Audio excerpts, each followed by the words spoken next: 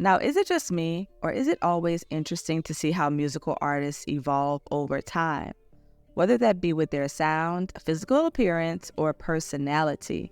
And when it comes to rappers, you'd be surprised to see which artists remain close to the same, while others switch between personas rather quickly.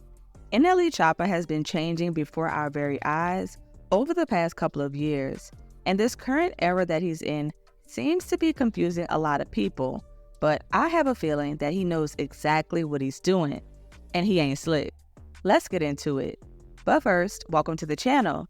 Hey, hi, what's up with it? I'm C, and I do rap and pop culture commentary. So if you're into that, subscribe and hit the like button. One thing about NLE Choppa, he is going to bounce between different sounds and styles, but change is inevitable, and it's much better than staying the same anyways.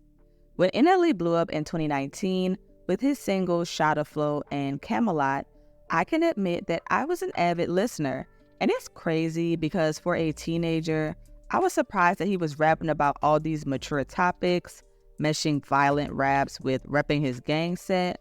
But look, the songs were catchy and somehow stuck. Now that I look back on it, his music was very reflective of the times. 2017 through 2019 was a turning point where many young artists were regular teens one day and famous rappers the next. I mean, it's like that now. From your out-of-the-box, weird and emo SoundCloud artists to your trap rappers from the trenches. I'm talking Juice WRLD and Trippie Redd to Polo G, and one of NLE's inspirations, NBA Youngboy. During the years of 2018 to 2020, I consider NLE Choppa to be one of the main players in the generic trap music era, dropping hit after hit. And songs like Walk 'Em Down that paired a more laid-back flow with the typical threatening lyrics from him made me think that this was his signature style and a sound that he would stick with forever. The big chains, being super tatted up, and all these souped up gang-affiliated lyrics were just his thing. And I mean, it was working for him after all. He had not fallen off yet. But it wasn't long before we gradually started to see him move to a different persona after his debut EP Cottonwood and first studio album Top Shotta. With the announcement of his mixtape From Dark to Light, he introduced us to the new and improved Awakened Choppa. He said that the project was all about explaining his truth and real story while also embracing the light of his growth and the dark, violent side of him that still remains. Instead of only giving fans songs about street life, the mixtape's lyrical content was also focused on meditation and positive affirmations, very Kevin Gates coded, and a notable change from his previous works. NLE became the Jhené Aiko of trap rappers. Not only was his music changing, but so was he. And on any given day, you would see him pop out on social media, burning incense and sage, meditating and using singing bowls, and overall committing to a healthy diet and active lifestyle, which we all know that rap music is essentially all about promoting a completely unhealthy lifestyle, from drinking and smoking to a host of other things. So I wasn't mad at NLE Choppa for promoting taking care of yourself in a genre that was far from knowing where to even start.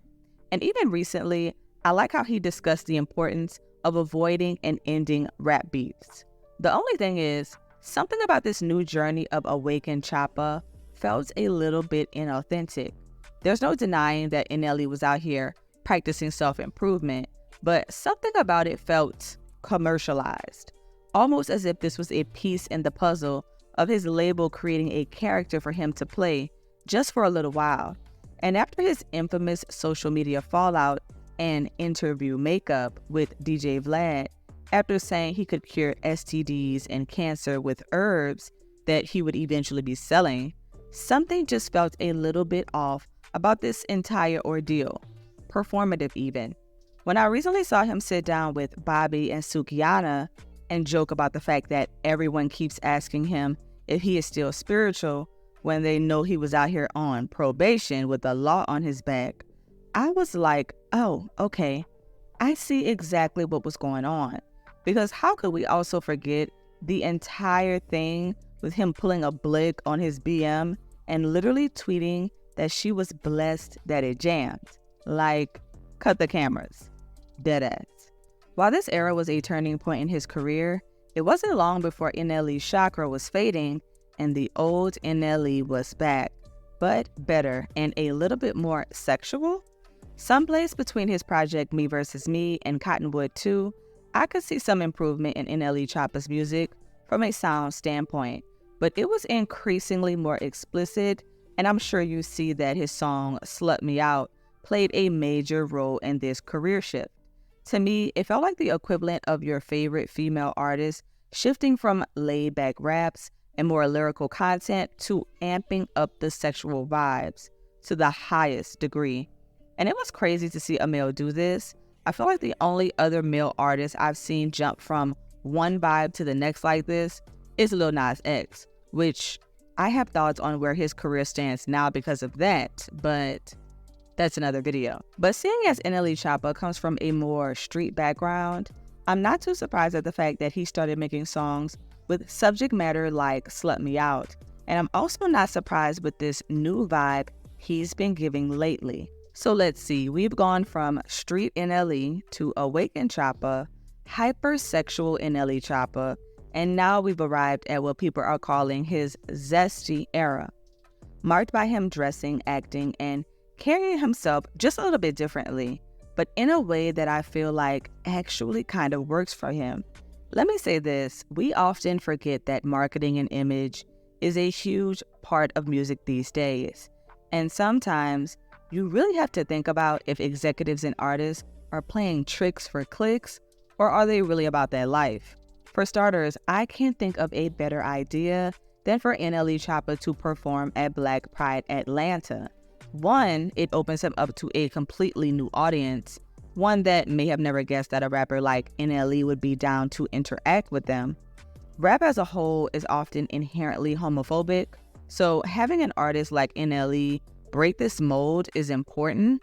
And two, aside from his songs these days being free, sexually liberating, and raunchy, it's confidence-boosting music.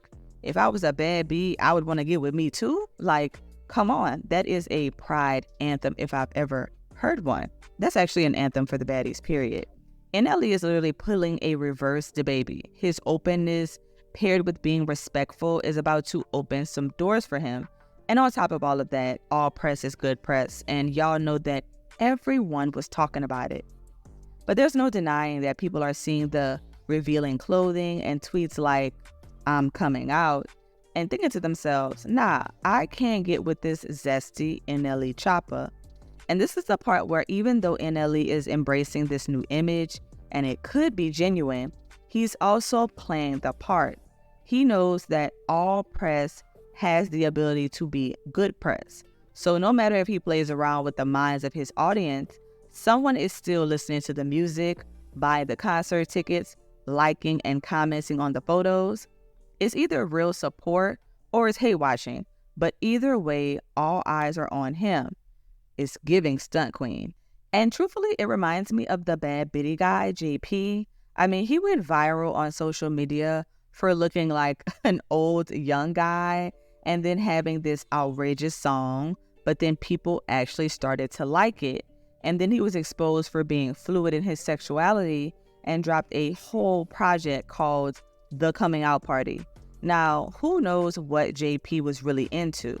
We don't know him beyond the internet persona, but what we do know is that he used this viral moment that would have otherwise been a negative aha moment for his haters to dwell on and flipped it to make it work for him from a marketing standpoint. And guess who recently hopped on a remix of JP's Bad Bitty song? NLE Choppa. Okay, you can't make this up. Everything has the ability to be an illusion on the internet. Or is it? Either way, I find it crazy how some people are really mad in NLE Choppa's comments, which is expected when you have a solid heterosexual male audience that in their minds thinks that they are demons and crash outs, wearing these crazy shiesty masks all the damn time, taking the persona of NLE's early music and attaching themselves to that so much that they don't recognize that evolving is necessary, especially in rap. We even see his mom, who I believe is still his manager, making a post about the importance of stepping outside of your comfort zone and being secure with who you are. Like so many artists that blew up around the same time as NLE are either facing falling off because they never switched their sound, or they're being clowned because they're making music that their old fans don't love. Polo G is such a great example of this, with the whole piano G thing that the internet has thrown on him. And now he's at the point where he has embraced it and memed it. And despite him not having huge first week sales with his return, which I'm not gonna lie, I think that was more so because he waited way too long to drop, he still has a solid fan base that looks forward to his music. And I think the same thing will happen with NLE Choppa, because regardless of what he does, all eyes are on him, waiting to see what's next. But tell me, do you think that NLE Choppa is toying with the internet with his recent internet tactics, or is he simply embracing a new part of himself? I really feel like this is his transitional period from doing music to other things. Like, we need more NLE the model, maybe NLE the actor. Too often, rappers pause their own bags by not branching out. Anyways, let me know your thoughts in the comments.